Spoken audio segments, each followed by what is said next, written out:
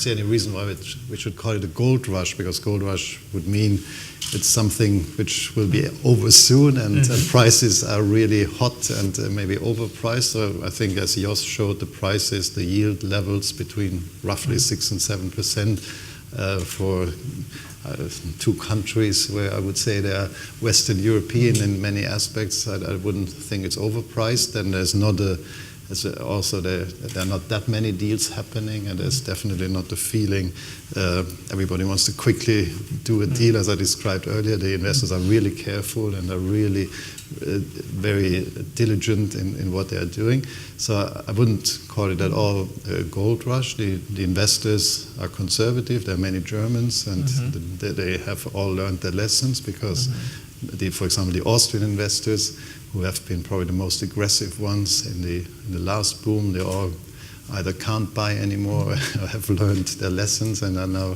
much more conservative and much more careful. So gold rush I wouldn't really call is what's happening at the moment. Okay, Martin, would you agree with that? I fully agree with Andreas. I mean, gold rush is, for me, is a negative word here, because when you see what the gold rush left in the US were deserted cities here, or deserted villages here. And I think when the investors will move on to probably again Russia or something like that, hopefully they will not leave Warsaw as a deserted city. So gold rush is definitely the wrong word. I think the market have become more mature. It's, like Andreas said, more a Western market in the meantime, with all the standards investors expect in Warsaw, in Czech Republic. Due diligence is in the meantime carried out more carefully than it was in the past. You still have a lot of bidders for the right product. Here, for the moment, there is the Warsaw Financial Center, which is at the moment for sale, which is one of the two high-rise office buildings here. I think there was a lot of interest from international investors in such kind of a building. And I do not see that these are investors, coming in, doing the quick deal as in the past, buy at 10% yield, sell at 9% yield, and you're off within 12 months. I think that's definitely not the time again. Like as a developer, we don't feel the gold rush, even though we feel that it's more and more difficult, because first of all, the requests from the bank are really higher than before in terms of equity, in terms of guarantee, the completion guarantee, overrun guarantee, and so on and so on. So, and the equity that is also requested means that the number of the players are really less and less and less. Because, okay, for the small scheme, and we can say that in Poland, we have the feeling that the retail park is going to develop, because the amount of the money is really lower than really a core scheme and a bigger scheme. But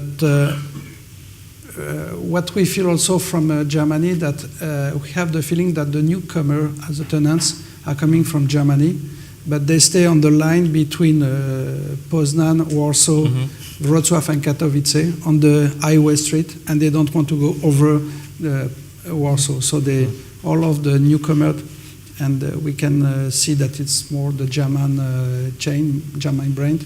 They say that I don't know, maybe through the logistic aspect or through the,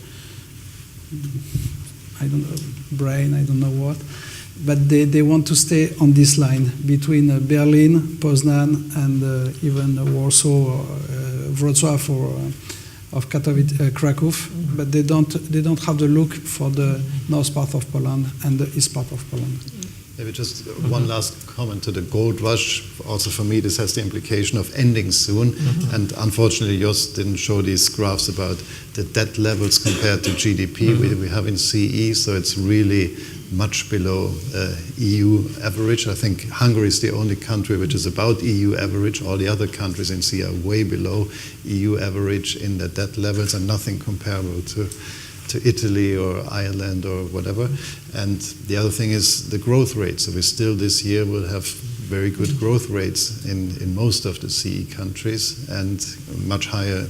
There are fears of slowing down a little bit. Yeah, but the latest statistics show for many countries about 2% growth, where overall in Europe we assume zero or close to zero. So it still looks all positive.